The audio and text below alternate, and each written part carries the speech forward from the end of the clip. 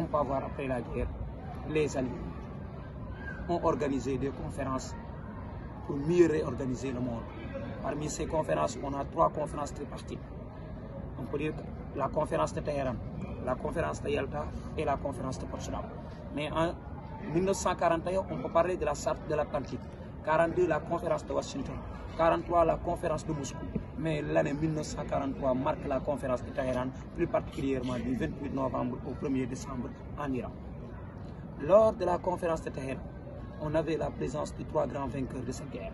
Franklin Delano Roosevelt qui représentait les États-Unis, Winston Churchill qui représentait la Grande-Bretagne, mais il y a Staline qui représentait aussi l'URSS. Quel est l'objectif ou l'ordre du jour de cette conférence? C'est mettre en place des stratégies qui consistent à capituler ou bien qui consistent à vaincre facilement. Quelles sont les décisions prises? Parmi ces décisions, il y a l'ouverture d'un second front à l'ouest et le débarquement de Normandie le 6 juin 1944. Mais il y a aussi la mise en place d'une stratégie qui consiste à capituler l'Allemagne d'abord, l'Italie ensuite et le Japon enfin. Mais il y a le principe de la création d'une organisation en remplacement de la SDN et République. Après Téhéran, en 1944, on a la conférence de Bretton Woods et de Dumbarton Oaks. Mais en 1945, plus particulièrement 4-11 février, nous avons la conférence de Yalta qui s'est... La conférence de Yalta c'était du 4 au 11 février 1945. 4-11 février 1945 à Yalta, en Crimée, en Ukraine, plus particulièrement dans l'ex-URSS, sous la présence de Franklin Delano Roosevelt qui représentait les États-Unis, Winston Churchill qui représentait la Grande-Bretagne et Staline toujours pour représenter l'URSS. L'ordre du jour de la conférence de Yalta était de régler le sort de l'Allemagne et stabiliser le monde au-delà de la victoire. Parmi ces décisions, il y a la conquête et l'occupation allemande. Il y a la déclaration de l'Europe libérée. Les puissances européennes ont le droit de choisir leur propre gouvernement à la suite des élections libres et transparentes. La frontière entre l'Allemagne et la Pologne suivra la ligne ordonnancée. Roosevelt souhaite l'entrée en guerre de l'URSS face au Japon 3 mois après la capitulation allemande. L'idée de la création d'une organisation internationale qui va être bientôt l'ONU. Maintenant, l'ONU va être créée plus tard à San Francisco qui se tient lieu du 25 avril au 26 juin 1945. Mais la charte de l'ONU, ou bien on peut dire l'ONU entrera en vigueur le 24 octobre 1945. Ensuite, on a la conférence de Potsdam.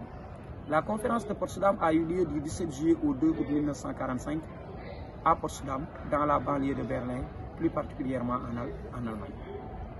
Ici, à Potsdam, n'oublions pas que Roosevelt meurt le 12 avril 1945, il sera remplacé par Harry Truman. Il y a un changement politique maintenant au niveau de la Grande-Bretagne. Winston Churchill a commencé la conférence de Potsdam, mais auquel succéda au cours du mois de juillet par Clément Attlee. Il y a aussi Staline qui revient à Potsdam. Quel est l'ordre du jour de la conférence de Potsdam? C'est pour régler le sort des nations ennemies, mais définir les futurs traités de paix. Quelles sont les décisions? Il y a la division de l'Allemagne en 4 zones d'occupation.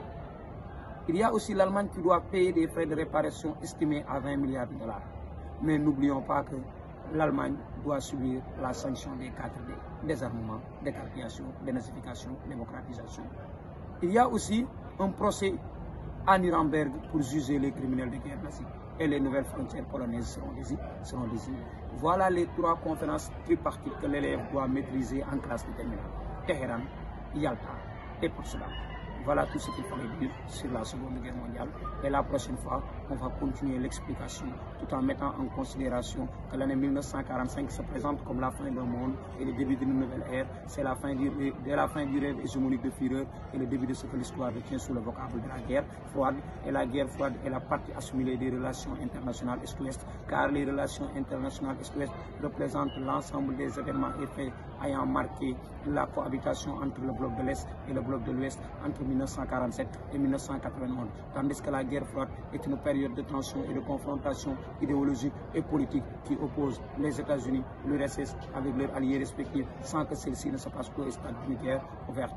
Maintenant, c'est la leçon qu'on va entamer la prochaine fois avec des exercices d'application.